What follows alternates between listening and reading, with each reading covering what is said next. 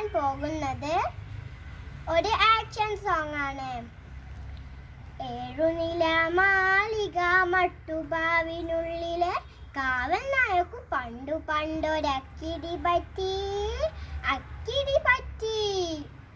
കാലത്തു കാക്കകൾ കൊത്തുകൂടി തട്ടിത്താഴത്തു വീണൊരു എല്ലുകിട്ടി. തന്മുന്നിൽ വീണൊരു എല്ലുമായി നയാവാലാട്ടിക്കൊണ്ടങ്ങു പാനുപോയി. അതുവഴി ചാടിയും ഇതുവഴി ഓടിയും പാത്തും പാതുങ്ങി കടന്നുപോയി.